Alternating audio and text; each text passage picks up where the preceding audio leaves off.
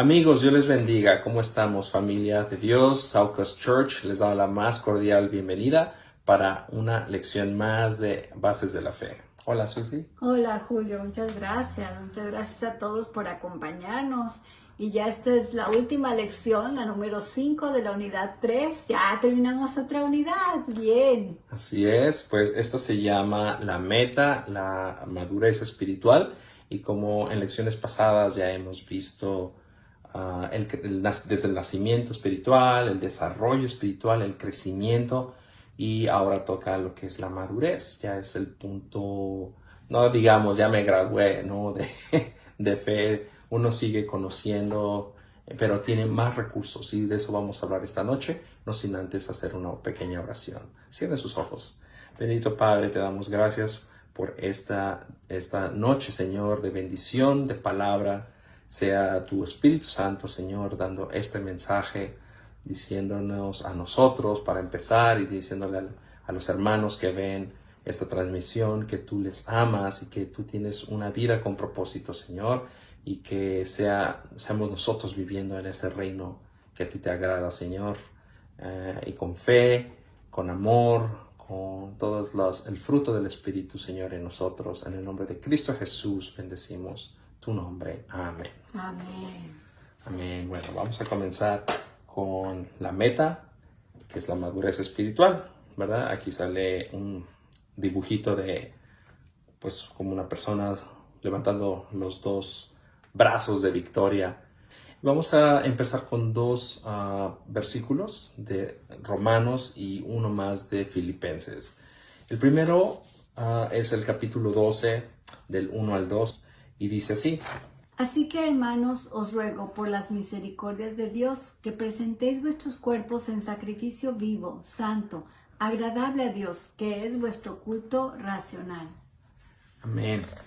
Bueno, en esta ocasión el apóstol Pablo usa un tono de madurez y más que de madurez, de seriedad, cuando llama: así que, hermanos, os ruego por las misericordias de Dios.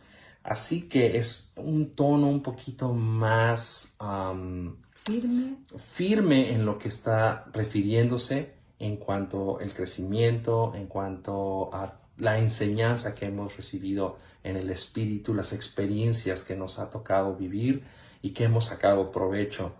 Y misericordia se refiere a toda la paciencia, la bondad que Dios ha tenido para equiparnos con muchas cosas en lo espiritual, muchas virtudes, mucha bendición en nuestra vida, y que hemos tomado como un utensilio en la fe, ¿verdad? A través del fruto, a través de la palabra, a través de pues muchas cosas, de enseñanzas, de escucharla, de los servicios que escuchamos el domingo en la iglesia, de algunas alabanzas. Eso va nutriendo bastante el espíritu hasta hacerlo crecer, ¿verdad? Lo va como estirando. Entonces, a la hora de decir cómo sacamos recurso es, por ejemplo, cuando en tiempo de calor, que uno pues quiere cubrirse de pues el sol incesante, se pone abajo de un árbol o de algo que le haga sombra y le produzca frescura. Alguien con madurez espiritual sabe tender una tienda de campaña, se puede decir, o un tendido ampliamente, firmemente, que lo va a cubrir, ¿verdad? Totalmente, pues del calor incesante, le va a hacer una buena sombra, puede invitar a otros. Y la espiritualidad es algo muy parecido, solamente es una comparación y una analogía de cómo pues uno toma más recursos y Dios te va equipando, ¿verdad? Como de esos herramientas y utensilios para que hagas tu propia sombra y caminar sobre ella y protegerte debajo de esa sombra, ¿no? Que es la fe. Digamos que la sombra es la cobertura de la fe, y depende de uno que sea chiquita o una aprenda a hacerla grande, ¿verdad? ¿Qué opinas? Es verdad, ¿no? Me gusta mucho esa comparación porque es como una protección. También aparte del sol, yo pensé en la lluvia y protege, ¿verdad? Entonces sí, es muy bueno compararlo así, me parece muy gráfico y así lo entendemos más fácil. Amén. Bueno, gracias por el comentario. Y bueno, ahora, también se refiere a que uno puede tomar más teología, ah, con una diferente vista, con un panorama diferente en Cristo, con una madurez más grande, podemos ver ciertos aspectos de la vida desde puntos diferentes, ya no nada más de uno solo. Cuando uno está creciendo y aprendiendo en la fe, solamente toma un punto de vista, pero ya siendo más maduro sabe dónde pararse y escuchando al Espíritu, porque esa es la clave. Escuchar al Espíritu es lo que te va a hacer obedecer, ponerte en ciertas áreas, en cierto lugar, a cierta hora, para que las cosas caminen como a Dios le agrada, como puedes vencer muchas situaciones también, ¿verdad? En tu casa, en tu trabajo. No es como una defensa, sino es más bien como una vida plena que podemos tener descansando en la persona de Jesucristo, nuestro Señor, quien nos ofrece pues una variante muy grande si le buscamos. Entonces, Él lo que quiere es que escudriñemos, que estemos preparándonos, que estemos orando, ayunando, que estemos dando nuestros diezmos, colaborando en la iglesia. Todo eso es parte, ¿no?, de una madurez espiritual. La va a hacer más amplia, la va a hacer más amplia en mi vida, la va a fructificar y, no sé, voy a descansar mucho mejor, se puede decir. Bueno, continuando con el versículo, la segunda parte dice: que presentéis vuestros cuerpos en sacrificio vivo, santo, agradable a Dios. Presentéis ya no nada más es poner la persona, ¿no?, la presencia aquí. No, es una firmeza. Se refiere a estar de pie y dispuesto a hacer lo que Dios tiene para uno, ¿verdad? Someterse. Sometimiento es básicamente lo que sigue esta palabra de Romanos, que nos presentemos, que nos estemos al pie de una obediencia, someterse a un líder, someterse primero que nada a Dios, ¿verdad? No hay más. Y al hacer esto, pues Dios pone un orden y te pone te pone un pastor, te pone un copastor, te pone un líder, o te pone alguien que te ha compartido y que quiere pues un poquito de sometimiento por tu bien, por mi bien. Amén. Bueno, un punto muy importante en la vida cristiana es depender no tanto de nuestras habilidades. Muchas veces confundimos nuestra disposición o un tipo de derecho, ¿no?, que tenemos, confundiéndolo con nuestra vida cotidiana y la vida en Cristo. Y creemos que por contar con ciertas habilidades se nos tiene que dar cierto derecho. Pero el punto importante no es tener la habilidad, sino tener la disponibilidad para hacer las cosas. Y esto no es cualquier cosa, no es algo que se dice a la ligera. Se necesita mucha consistencia. Estar en el Espíritu es recibir una constante disciplina en el Señor, como si fuéramos parte de un ejército. Y tenemos que estar a la misma hora, preparados, bañados, se puede decir. Pero bueno, es un ejemplo nada más. En el tiempo que esta carta a los romanos fue escrita, el apóstol Pablo se refería más que nada hacia los romanos, obviamente, de cultura griega, con esa mentalidad, ¿no?, de que era más importante lo que en la mente funcionara y el cuerpo, pues no importaba lo que hiciera o lo que dejaras de hacer. Eso es lo que pasaba dentro de la iglesia, por no conocer completamente la escritura, por no conocer simplemente la gracia de Dios. Por eso son muy, muy útiles las cartas de Pablo, pero les está recomendando que el estar en esa disciplina de Dios de la que estuvimos comentando es al 100%, es en mente, es en corazón, de alma y de cuerpo. Sobre todo tenemos que cuidar mucho el cuerpo, ¿verdad? Es importante. ¿Por qué? Porque vamos a meter ahí al Espíritu, vamos a dejarle que Él viva dentro de nuestro corazón y necesita una casa que esté limpia, que esté santificada, que esté en orden, querer ser transformado. Y porque es difícil entender, y de hecho no aplica cuando uno cree que tiene que estar completamente limpio y no lo somos. O sea, uno va a decir, está difícil porque no somos dignos. ¿Cuándo voy a dejar que Él entre en mi corazón si sigo con ciertos arraigos o con ciertos vicios o con ciertas costumbres? Pero el Señor transforma. Lo que se necesita es disponibilidad, no la habilidad para hacerlo. Por eso es parte de la comparación que hacíamos hace un momento. Bueno, ahora la segunda lectura que vamos a ver, ya vimos Romanos, ahora vamos a ver Filipenses 2, 3 al 11 y nos va a ayudar a ampliar más este tema. No haga nada por vanagloria o por contienda, al contrario, háganlo con humildad y considerando cada uno a los demás como superiores a sí mismo.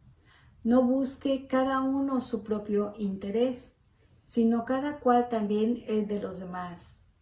Que haya en ustedes mismos el sentir que hubo en Cristo Jesús, quien, siendo en forma de Dios, no estimó el ser igual a Dios como cosa a que aferrarse, sino que se despojó a sí mismo y tomó forma de siervo, y se hizo semejante a los hombres. Estando en la condición de hombre, se humilló a sí mismo y se hizo obediente hasta la muerte y muerte de cruz.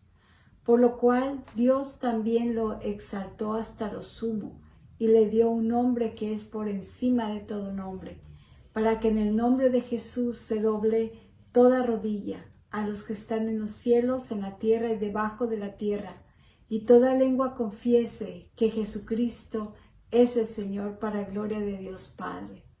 Amén. Esta lectura dice muchas cosas, significa mucho, pero conforme a lo que estamos viendo en esta lección, está pidiendo humildad, simplemente que seamos humildes ante Él y que realmente mostremos lo que somos ante Él, pidiéndole, rogándole que nos limpie, que limpie nuestro corazón. Y Él está mostrando, Él nos está diciendo el sacrificio, no nos lo está vendiendo, porque Él no vende nada.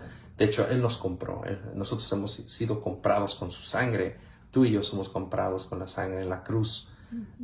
Y lo que trata de decir es simplemente lo que pasó, lo que sucedió, y que nos presentemos tal como somos, arrepentidos, que nos presentemos listos para que Él pueda vivir en este templo que se quiere limpiar, que se quiere purificar.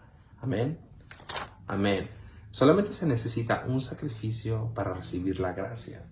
No holocaustos, ya eso quedó, pero atrás, después de la venida de Cristo, del ministerio, de la enseñanza, de decirnos que Él es la verdad y el camino, y el sacrificio en la cruz es lo que ha dejado como herencia para nosotros y recibir a través de esto la gracia.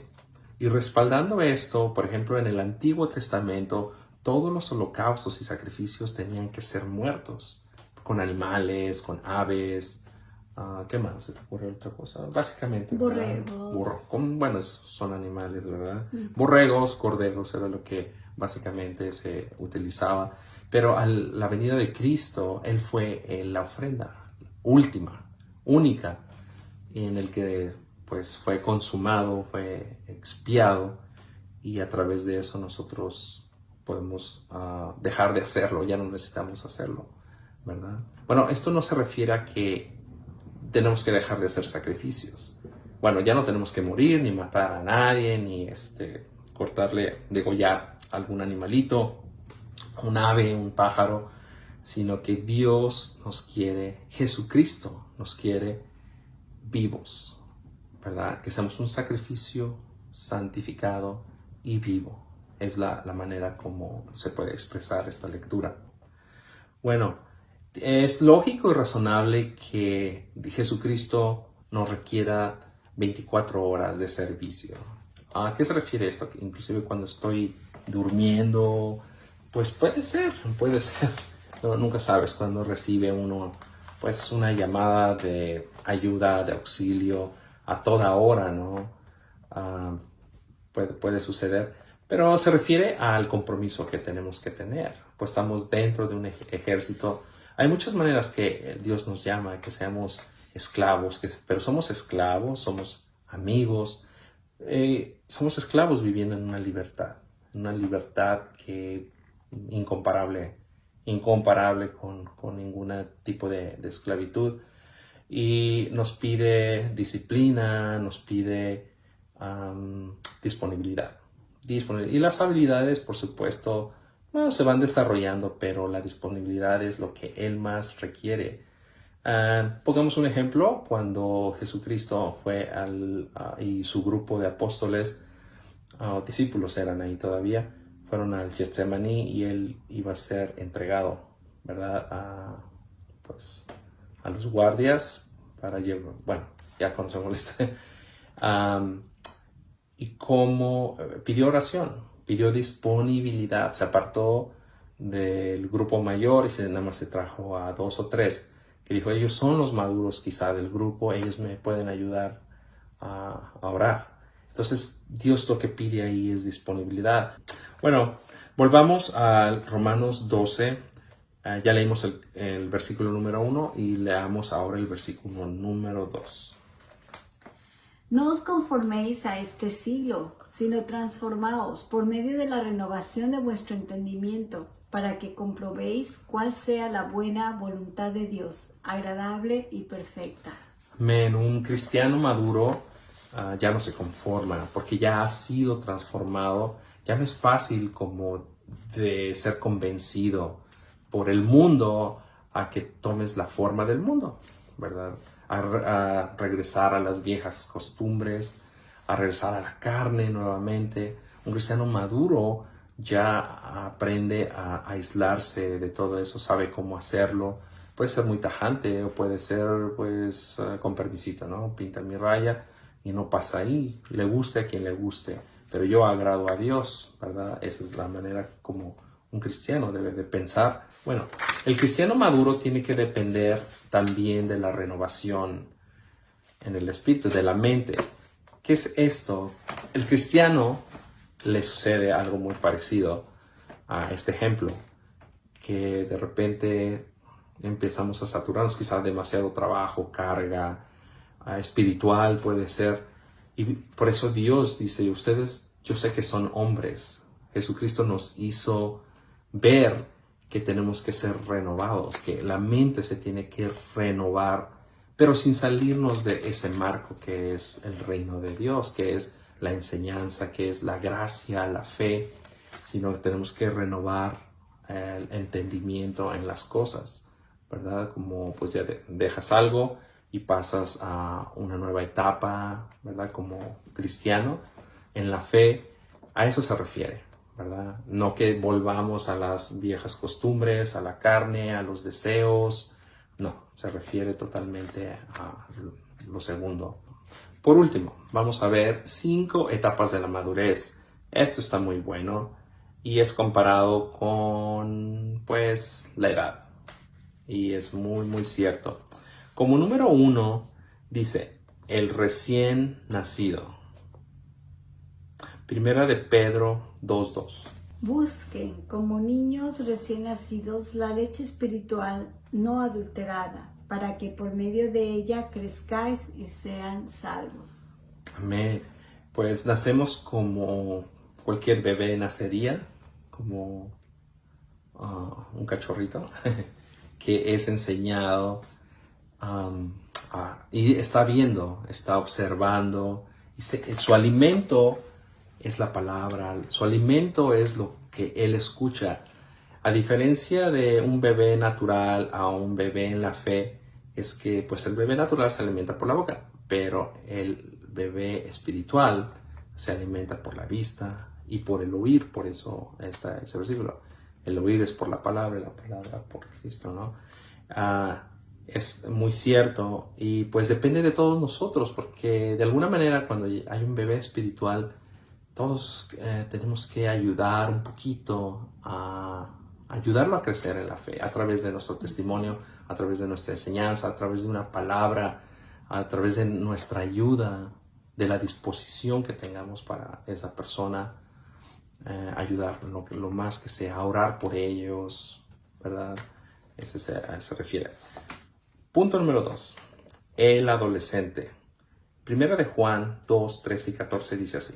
Les escribo a ustedes, padres, porque han conocido al que es desde el principio. Les escribo a ustedes, jóvenes, porque han vencido al maligno.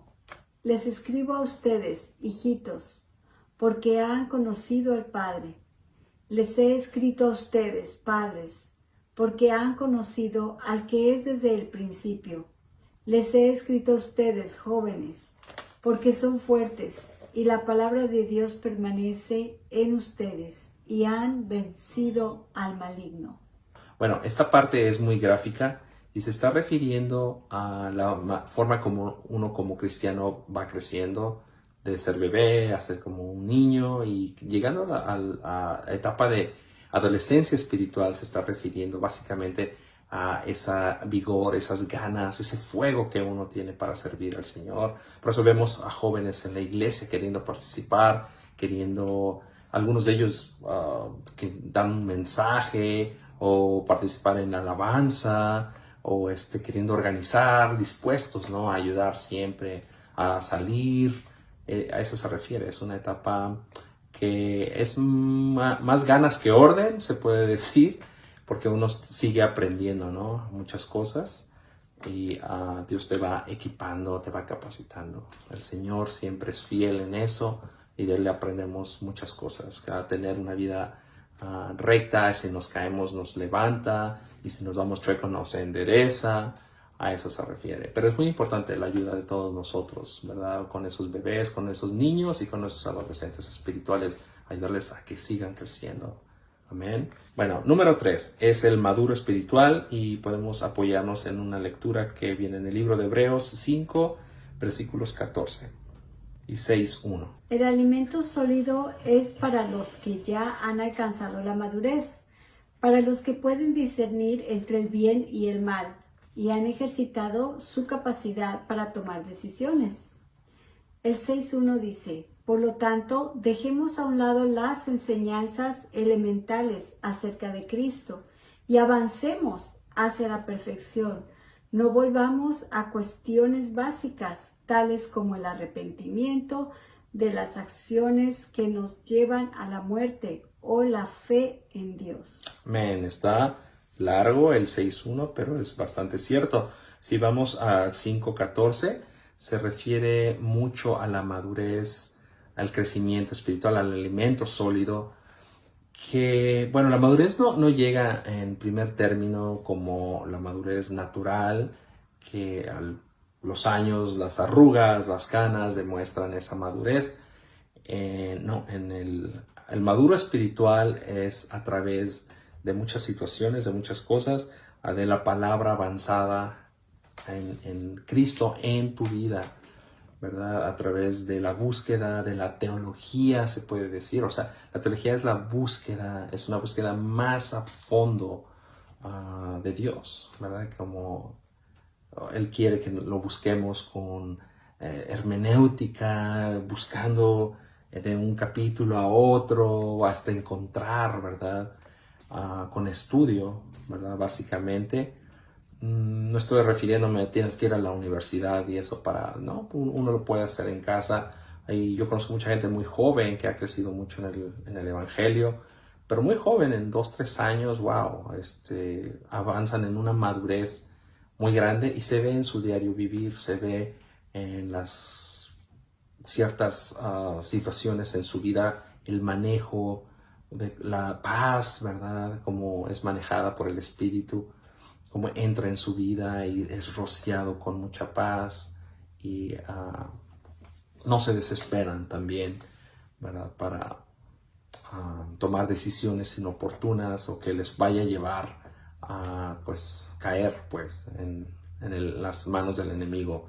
Número 4, el héroe de la fe. Si vemos en Isaías 53, versículo 12, dice así.